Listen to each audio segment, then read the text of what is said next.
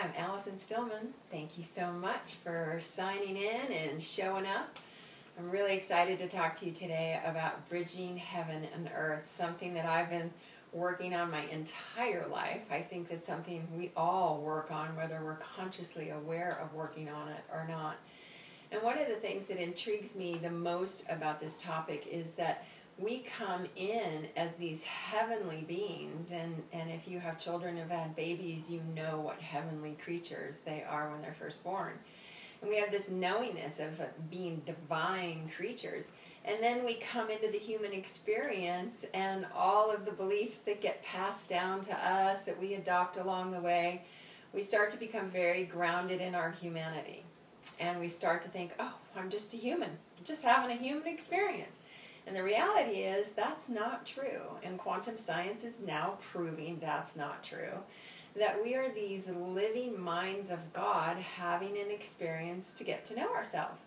So the idea that we can actually be the bridge between heaven and earth is a wonderful concept that, see, even my dog wants to be a part of the experience. Now, there's a creature that actually knows who they really are. G-O-D spelled backwards, right? Greatest teachers of unconditional love. So anyway, as a human, having a human experience, we all desire to know more. We have this yearning inside of us, this desire to keep having more and experiencing more. And my belief is that it's really the journey to get to know ourselves on a very deep level and be present in our divinity and know ourselves as these divine creatures once again. And so for me, I started doing yoga when I was 16 years old. At 19, I was going to Buddhist temples. In my early 20s, I discovered my Native American roots, my heritage as a Native American, and started getting immersed in those ceremonies and continuing my yoga. I've had my first guru, who to me was my true awakener. He got to show me who I really was. And what I've learned along the way, of course, is it's all about vibration. It's all about changing your frequency and your vibration. And a great example of that, if you look at listening to music, we all like to listen to music, be it a varying different kinds of music for our different tastes. But what I've experienced when I've seen live music is that a crowd can be talking, they can be animated and discussing things, but if a beautiful voice or a beautiful piano starts to play, the crowd gets quiet. And the harmonics and the notes of the music will actually change the frequency in your body. You'll come out, you'll get excited, you'll start dancing, you'll get quiet depending on the type of music, and you come out feeling much different than you did coming in. So again, my experience is that we're changing our frequencies, we're changing our vibration, and that happens with all different kinds of mediums. My particular favorite mode of transportation is in the world of aromatic alchemy, aromatherapy, the use of essential oils. Because not only have they proven to change your vibration by having one applied to your body, but also they've done a lot of studies and research about how aromatherapy and the sense of smell can affect the emotional and behavioral centers of the brain, which in turn dictates how you feel in the body. So again, we're looking at different ways that you can change your vibration. All of the great spiritual teachings and traditions and studies were all about getting out of our heads, moving into our hearts, and feeling a different vibration. Of course, the heart center is all about love, and love is one of the most extremely exciting, mind-altering, emotionally altering experiences we can have. And we all aspire to more and more love in our lives, and we're always looking outside of ourselves for more love. And I really love the journey of going inside to find more love. We talk about enlightenment in some of the spiritual traditions. And to me, if you break that down, it's enlightenment, right? So we're looking to be in the light. And how do you do that? Well, if you look at science, if you increase a vibration, a cellular vibration, and it vibrates faster and faster and faster, it eventually turns into light.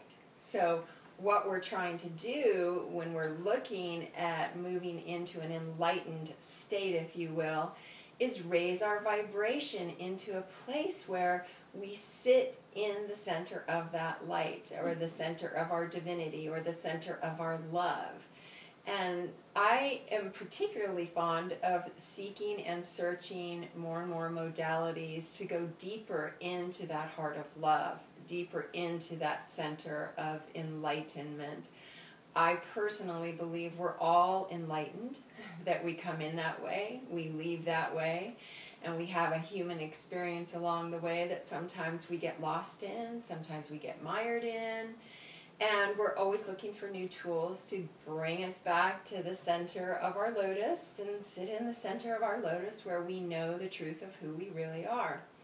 And so the things that I've used throughout, for I'd say the last 40 years certainly, have been the use of essential oils, because what I see is that, and what I've experienced and what my clients have experienced over the years, is that using essential oils, whether you're smelling them, whether you're applying them to the body, anointing your body with them, they alter how you feel, how you think, how you act, how you actually physically are in your body. And so I noticed that it changes where I am. So let's say, for example, I'll give you a good example. I did a clinical trial for the elderly. I did a year-long clinical trial working with Alzheimer's and dementia elderly. And we could take a classroom of the elderly who may be having a really bad day, maybe sundowners, maybe they're combative, forgetful, and we could start to smell a few oils, and you can watch actually the physical expressions on their faces, their demeanors calm down, and it completely changes the frequency of anger or sadness or feeling lost or combativeness into a place of relaxation, of comfort, of joy, of smiles on their faces. So really all it's done is it's changed the emotional frequency or the emotional vibration by using these essential oils. And that's really truly the gift of alchemy, is changing one thing into another. And so I think if we're talking about bridging heaven and earth, we're the conduit for that to happen. We came to earth to have an experience of ourselves and get to know ourselves. And the deeper we go into the heart of who we really are, as this divine being having a human experience, a spiritual being having a human experience, we can invoke more and more of the heavenly parts of who we are by doing practices. Now, aromatherapy is a great tool. Again, it's based on frequency. The example I was giving earlier of being in a room with a live musician who's singing and playing the piano, and you can actually, if you really tune in, you can feel the notes coming through the air, and you can watch how they resonate in somebody's body and how it calms and relaxes them, or it excites them, or makes them happy, depending on the type of music.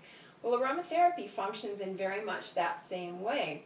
There's different plants, and we've got roses. The rose oil is, of course, the highest frequency of love. It's been used for thousands of years to invoke love. And you can use different oils, have different notes, just like music. So the flowers, the citruses have very high top notes. And then you have other oils that are middle notes, and you have other oils that are base notes. And when you start to combine them, you create different chords, and it's very much like music. So it affects you on a physical, emotional, behavioral, spiritual level, and a physiological level. So you can actually change how you feel, how you think, how you act, and how your body responds using the notes of aroma or the notes of music. So they kind of go hand in hand. And I think there are a vast amount of practices, modalities, methodologies that we can use to raise our frequency, to take us into a higher state of vibration, and to bring us into that enlightened state, or sitting in the place of ourselves as being these light beings, and increasing our vibration on a continual basis until we're more comfortable sitting in that vibration than we are being mired in the drama of life and what it can bring to us. And so I think we're at a really pivotal time on the planet. There's a lot of duality playing itself out right now, and it's also happening individually. And all of the tools that we can muster up to keep us in the place of presence, of awareness, of consciousness, of light, of love, I think we want to use them all. Why not, right? Because we truly are these heavenly beings having a human experience. And so I want to thank you all for showing up. We've got a lot of great information that we're going to be bringing forth, and I encourage you to reach out to us and ask about future questions. We'll go into much more depth about how oils work to bring forth more love in your life, to bring forth more abundance in your life.